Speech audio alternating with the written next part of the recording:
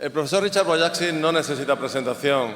Afortunadamente es un autor que ha sido muy traducido al castellano y tenemos libros de él sobre inteligencia emocional aplicada a las organizaciones y al liderazgo, que son bestsellers tanto en su país, en Estados Unidos, como en Europa y en concreto en España. El profesor Richard Boyatzis es un experto en inteligencia emocional, pero un experto práctico. Es una persona que no solo es un teórico de la inteligencia emocional, sino que es una persona con una alta inteligencia emocional.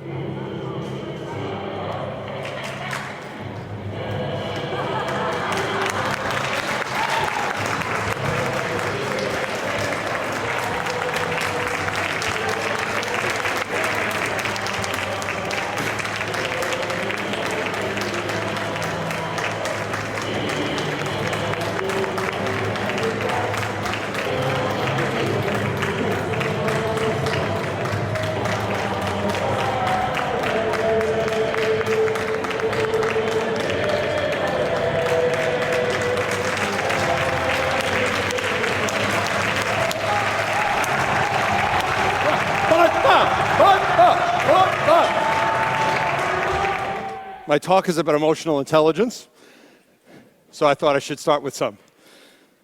Several British psychologists a few years ago did a study in which they showed that unless you arouse a person emotionally, their limbic brain, as much as their neocortical brain, you get very little retention. As a matter of fact, people retain about 40% in 2 days, 20% in 5 days.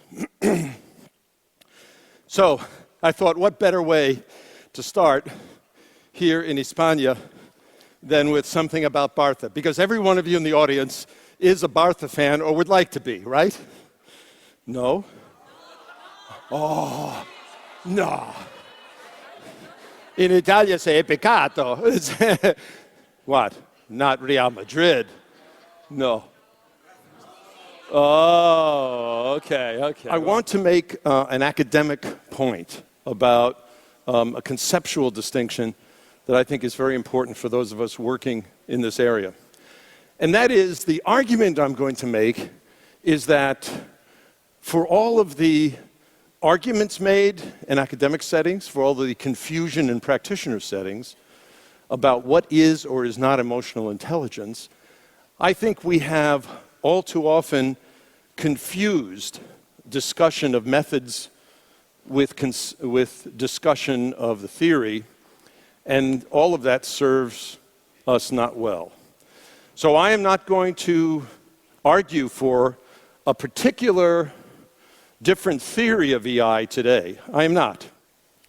But I'm actually arguing for we need a more complex definition of emotional intelligence. And what I think we need now is a multi-level complex notion about what is emotional intelligence. And I hope that part of what you can appreciate with my comments today, or maybe wonder about, because I'm going to offer them as intellectual tapas. It's not a whole meal, but it's the beginning.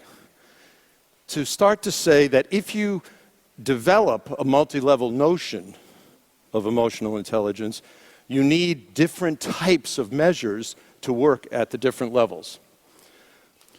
A competency, in my definition, is a capability or an ability that distinguishes effective performance. I have to be careful with the word competency. In the UK, I can't use it. I have to use the word capability. In Italia, competenze means something different. I have to use the word capacità. So the issue is, here, or in any of the cultures that you represent, or languages, what's the right concept for this? But what I mean by it is that a competency is a set of related behaviors, so it is not a skill, it's something more than a skill, organized around an underlying construct called intent that distinguishes effective performance. If you only use the behavior or the skill of active listening. Now, most of us would say that active listening is, or being very attentively listening, is a skill that's associated with empathy. But it also can be used for other purposes. So, you might actively listen to someone because you want to understand them. And we would then say, we'd make the attribution that you're demonstrating empathy. But you might demonstrate active listening with someone because you think they're not telling the truth and you want to catch them in a lie, thereby demonstrating a different competency, which we would call influence. And Pablo, being the social person you are, you might demonstrate empathy because you're trying to listen to people's different views where there's some conflict because you want to bring them together, which would be a part of conflict management. The same skill, the same behavior in 3 different cases, really representing 3 different competencies. In both of the prior definitions I gave you, you saw a very important statement about it leading to effective performance or superior performance. One of the things that drove the competency movement in the US around the research is inductive methods. We were trying to do is to say, if we start with effective performance in various roles, in various jobs, in various countries, in various sectors of society, what can we show that people have? These inductive methods meant that you started with worrying about looking at effective performers and less effective performers. Sometimes you actually had effective, outstanding, average, and poor performers. What that means is that you're driven toward extreme case designs in the research. So you identify a sample, a subsample of outstanding performers and a subsample of average, and that lends itself toward a certain type of research design and statistical methods. But the idea of a 360-degree analysis is that you get other people who are called informants to describe the person's behavior. And the theory is that if you get enough people around the person to describe their behavior, you're getting closer to it. And the idea is the more people around a person's world, life sphere, you can get, the more dependable you have a picture of how they're acting. That people need to be an average performer. So they differentiate poor performance from average performance. And those tend to be things like you need some expertise and experience relevant to the activities you're doing. You tend to have some types of knowledge that are relevant, declarative, procedural, functional, metacognitive, etc. And there are an assortment of cognitive skills like memory, deductive reasoning. But in study after study, they don't distinguish outstanding from average. What they do distinguish is poor from average. The average from the poor. And we have, over the decades, tried to create a language that separates out the things that distinguish the effective from the average. Because the average is not effective. The average is, the English word is mediocre. And no one should, and usually no one does aspire to be mediocre. You want to be effective. You want to make a difference. You want to contribute. You want to be outstanding. To summarize, again, a lot of decades of research in a lot of organizations, public, private, not-for-profit, large, small, that there are 3 clusters of competencies that typically distinguish outstanding managers and professionals. There are cognitive competencies. The 2 that always come out in these studies are systems thinking and pattern recognition. There are a set that we now call emotional intelligence that have to do with degrees of self-awareness and how you're handling your own emotions. Like emotional self-awareness, emotional self-control, adaptability, achievement orientation, positive outlook. And there are social intelligence competencies that have to do with how you're tuning into other people around you, their emotions, and how you're handling the relationship. And it's to say that if you think about the human organism as a whole, so when I'm using personality in this sense, I don't mean the big 5 personality characteristics. I'm talking about what goes on in a human being's heart and mind and body. And if we look at that as what goes on in a person's psyche, There are neurological and endocrine processes which underlie what happens, what we do, what we think, what we feel. There are motivational and trait motive and trait levels that are unconscious, so you, by definition, are not aware of them. Your environment, the situations you're in, have more to determine whether your genes are turned on or off than whether you were born with them. Okay, so one of the issues with this holistic notion that we're talking about ends up coming back to us in terms of how we think about which of these things we label as emotional or social intelligence competencies at this level of demonstrated behavior. Now, some people, in particular, David and I were talking about this morning, Jack Mayer, 10 years ago, had an article in which he claimed to be called emotional intelligence, it should correlate with a measure of intelligence. I would contend that that would be true if you're down at this level of motives or traits, but that if you're up at this level of behaviors, it actually should be irrelevant. And in fact, we have a study which we haven't published yet, but because we're trying to finish the rewrites on the paper to get it out. But we did this with financial service executives. And again, we had the 360 throughout the self-assessment, just to use the others' views of these top financial service executives before the crises happened. And by the way, they were in a company that hasn't been hurt by the crisis. And then we had measures of their intelligence. We used the Raven's progressive matrices and the Mill Hill vocabulary. Then we used the Neo-PR to look at personality dimensions. And then we followed their effectiveness of their units for 1 year later. And we knew in this organization that the more financial consultants that they can hire in a year predicts new business coming in, new dollars invested in their organization 5 years later. So we were looking for, in a 1 year span, who could bring in new business. We controlled for size of the region. We controlled for climate, organizational climate in the region. And what we were able to show in the regression analyses is, I think, something that is grounding on this. The EI-SI competencies, as demonstrated and seen by others, significantly predicted this. G did not in the regressions. And 4 of the 5 personality measures did not. Conscientiousness did, which often shows up in these kinds of studies. So again, it raises an important sense that if you're looking at the behavioral level of how a person's acting day to day, week to week, what patterns are emerging in their behaviors, it gives us another window in terms of what they're doing and what they're able to do.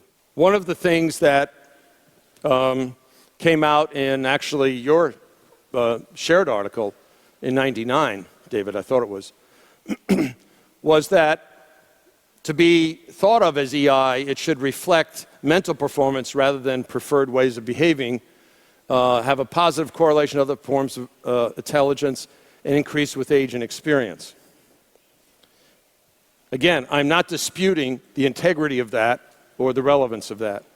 But for the level I'm talking about, I would offer something that is related to these, but diverges in a couple ways.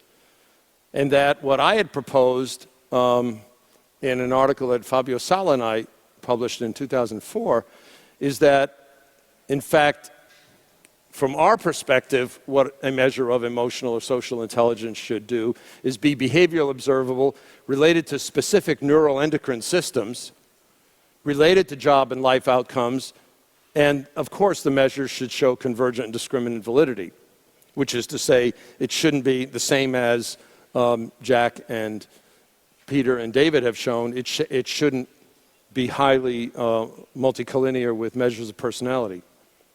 So this is the definition that I would use. I would contend that an emotional intelligence competency is an ability to recognize, understand, and use emotional information about yourself that's a typo, that leads to or causes effective performance. A social intelligence is an ability to recognize, understand, and use emotional information about others that leads to or causes effective performance. And even a cognitive intelligence competency, instead of the actual trait or underlying ability or capability, is to think, analyze information in situations that, again, leads to or causes effective performance. What's wrong with self-assessment? What dilemmas do we get into if we just ask people about it? If Pavlo is my boss and he's evaluating me, then I should fill it out, not in terms of how I see me on the competencies, but how do I think Pavlo will rate me? And that difference between how I think you'll rate me and how you rate me is a measure of self-assessment. But the traditional measure of self-assessment of the self-other difference wasn't bad, it just wasn't as good. But in the process, he also showed something that always questions whether or not self-assessment on these types of behaviors are adequate. And that is that on the whole, the women in the sample, that were all professionals, managers, executives, underestimated themselves. Their self-view was underneath the others. And this is a consistent finding in the literature, that women, professional women, tend to be underestimators. And professional men tend to be overestimators. Now, the other thing about self-assessment is that it's very potent, but it's different in timing. So for those of us, I mean, many of you are very thin, but for those of us in the room that are volume challenged, you know, and we have to watch what we eat, we feel righteous when we have one bowl of salad in a day. Say, yes, I'm eating all that rabbit food. But we may not be losing weight. So the self-assessment that we're doing something for it may be true, and if we continue to do it over weeks and weeks, it may work. Unfortunately, for most of us, we do it one day, feel righteous, then the next day it's a bowl of pasta. And let me close with a couple observations. One of them is, if we're assessing anything, we have to be very thoughtful about cross-cultural differences. And cross-cultural differences aren't always the ones that the stereotypes give us. In gender stuff, if you just do normative descriptions, you come up with these stereotypes and you reinforce the stereotypes. But if you look at effectiveness, the stereotypes don't hold. The same thing goes, I think, in many cross-cultural comparisons. You uncover as being something that's a call for sensitivity when we move in and out of different cultures, because the methods and in particular, the methods need to be adjusted. Lastly,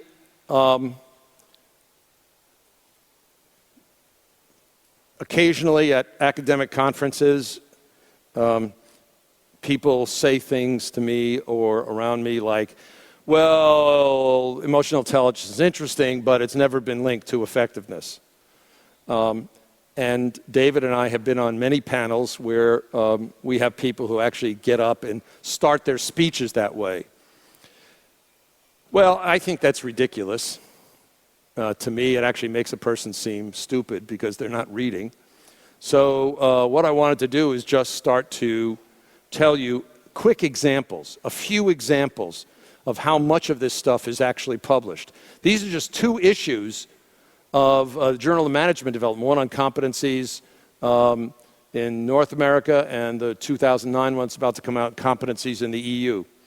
They have a series of articles on everything from naval officers to large company executives to not-for-profits and to development, in particular in MBA settings. I see it as syntopis. So we're around, I'm around, those of us who are working on this stuff at Asade are here for the next 2 days. So if you have questions, please ask us or email us, okay? And thank you, and have good refreshments.